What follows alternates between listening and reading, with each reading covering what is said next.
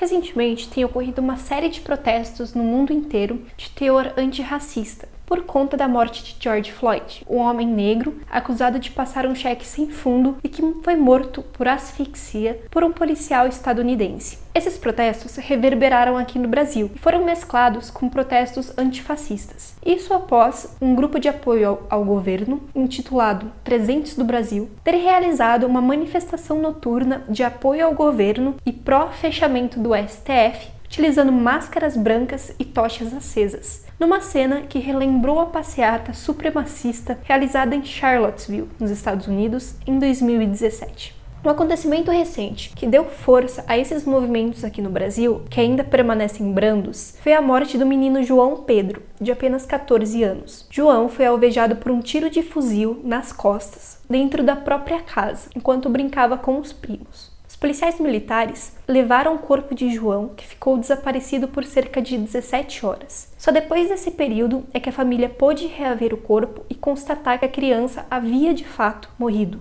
Outro acontecimento que tomou conta da mídia aqui no Brasil foi a absolvição por meio de recurso da jovem Bárbara Quirino. A Bárbara havia sido condenada a 5 anos e 4 meses de prisão pelo crime de roubo. O interessante é que a prova crucial para a condenação de Bárbara foi o reconhecimento pelas vítimas. E as vítimas afirmaram terem reconhecido-a como autora do roubo por conta do seu cabelo afro e da cor da sua pele. Esses acontecimentos não são exceção aqui no Brasil. Nos fazem questionar: existe racismo estrutural no Brasil?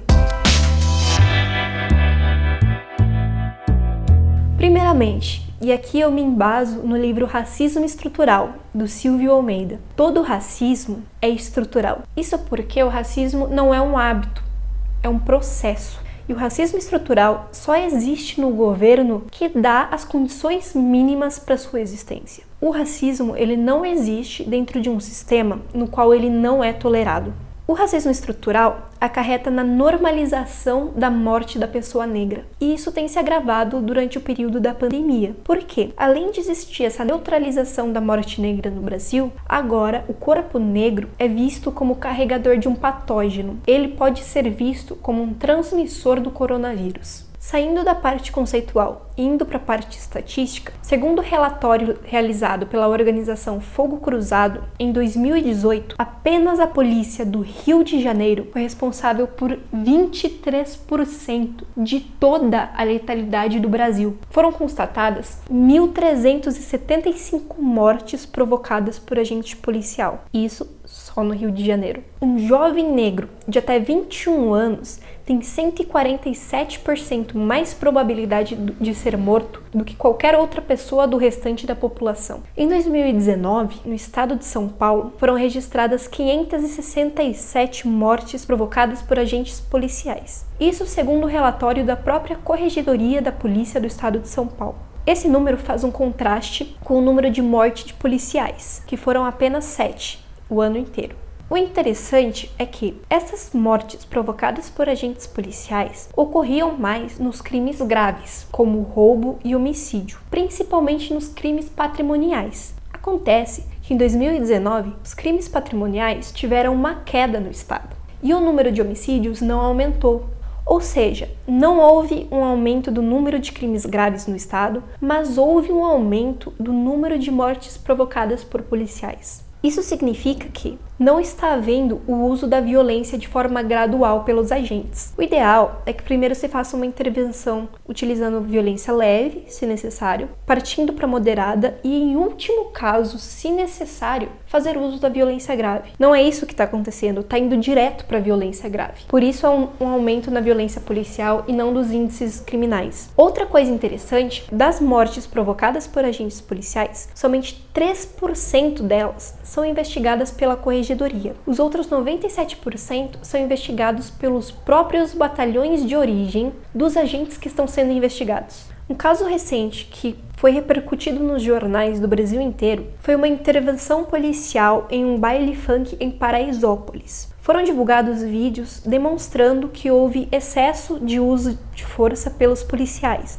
Tem imagens deles agredindo as pessoas saindo do baile. Só que esses agentes policiais, eles foram inocentados pela corregedoria, eles não foram responsabilizados, sob a justificativa de que eles agiram sob legítima defesa. O caso do João Pedro não é exceção. Existiram várias e vários depois dele, e amanhã vai ter mais. Passando para o judiciário, de cara já nos deparamos com um problema de representatividade. Apenas 18% de todos os magistrados do Brasil inteiro se declaram negros. Que a maior parte da população carcerária seja negra, isso não é novidade. No decorrer do processo judicial, as pessoas negras são vistas com outros olhos, podendo-se até falar em seletividade penal. Isso porque pequenas quantidades de substâncias ilícitas são suficientes para que haja condenação por tráfico de drogas e pena em regime fechado. Isso quando elas não permanecem durante o processo já presas, por conta da prisão preventiva. Não é à toa que a única pessoa que tenha sido presa durante as jornadas de junho, aquela onda de manifestações ocorrida em junho de 2013, tenha sido uma pessoa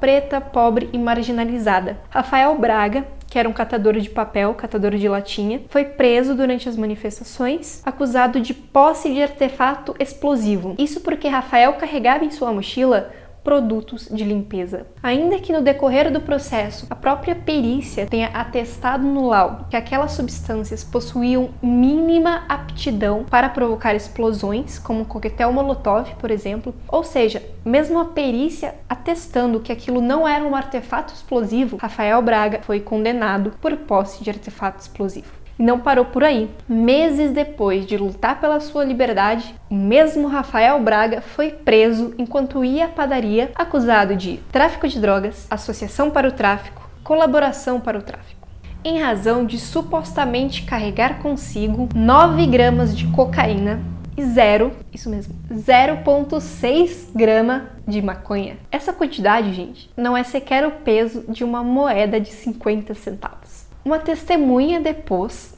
falando que viu Rafael Braga andando de mãos vazias até a padaria e que foi abordado de forma truculenta por policiais, mas ainda assim não adiantou. Rafael foi condenado a 11 anos, 3 meses de prisão, com base exclusivamente na palavra dos policiais que o abordaram. E é isso que a gente tem no Brasil. Enquanto pessoas não negras são apreendidas com helicóptero cheio de cocaína, respondem em liberdade e têm o caso abafado pela mídia, pessoas negras são presas por posse de artefato explosivo enquanto carregam alvejante e desinfetante meio usados na mochila. E não é surpresa que as instituições brasileiras sejam racistas, porque a nossa sociedade é racista. Existem pessoas que falam que um partido em 13 anos destruiu o país, mas essas mesmas pessoas não reconhecem as consequências catastróficas de mais de 300 anos de escravidão no Brasil. A abolição da escravatura é muito recente, tem apenas 132 anos. E não é à toa que a maioria da população marginalizada, pobre e presa seja preta.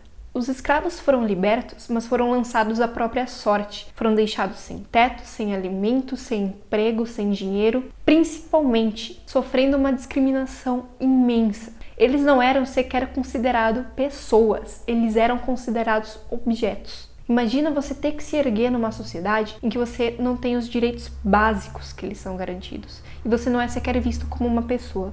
Estamos em 2020 e ano passado o IBGE afirmou, por meio de pesquisa, que um trabalhador branco auferia a renda média mensal de R$ 2.999, enquanto uma pessoa preta auferia a renda média de R$ 1.693.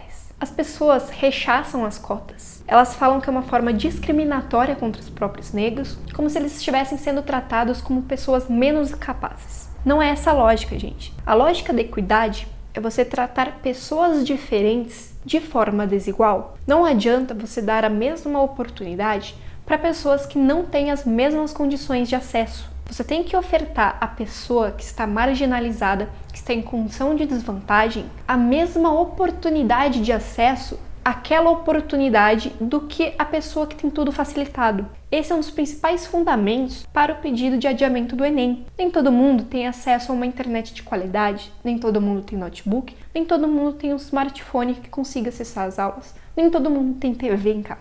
As pessoas, elas glamorizam o sofrimento, elas enaltecem aquela pessoa que acorda às 5 da manhã, tem 2 empregos e estuda à noite para poder entrar numa universidade. Dizem que o trabalho dignifica o homem, mas qual é a dignidade em uma vida na qual as únicas preocupações são ter o que comer e não ser morto, sem tempo para lazer, para a família, para cuidar da própria saúde física e mental? É preciso sim valorizar esse esforço, mas não glamorizar, porque essa é a questão. Não deveria ser tão difícil assim para algumas pessoas. A sociedade ainda tem uma cara racista porque são poucos os negros que ocupam cargos de poder e quando ascendem a eles à custa de muito esforço, ainda tem que lidar com a desvalorização se conseguiram por meio de cotas e às vezes ouvir o discurso de que estão ali para dar uma aparência de diversidade à empresa. Nós precisamos possibilitar o acesso dos negros a esses cargos de poder sem terem que passar por toda essa via sacra.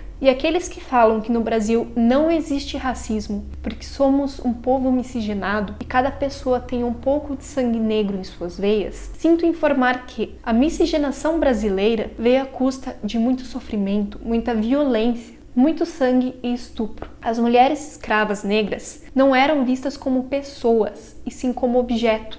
Portanto, elas eram usadas para satisfazer os desejos e necessidades masculinos. Ainda que nós sejamos um povo miscigenado, a pessoa que não tem a pele negra não precisa andar com nota fiscal dos produtos que compra, caso seja parado com a polícia. Não precisa andar com certidão de nascimento do filho branco para comprovar que realmente é o pai. Não é confundido com babá ou faxineira. Não precisa entrar na loja e ficar com a mão fora do bolso, fora da bolsa e sem ficar pegando o celular por medo de ser seguido pelo segurança da loja como se fosse furtar o estabelecimento. Não precisa ter medo de ser barrado de entrar no shopping. Não precisa ter medo de morrer com 80 tiros de fuzil dentro do carro com a sua família, porque as estatísticas são baixas. A probabilidade é baixa. Pessoas que não têm a pele negra são pessoas privilegiadas. Eu sou uma pessoa privilegiada. E reconhecer esse privilégio é um dos primeiros passos para efetivamente se poder falar sobre racismo.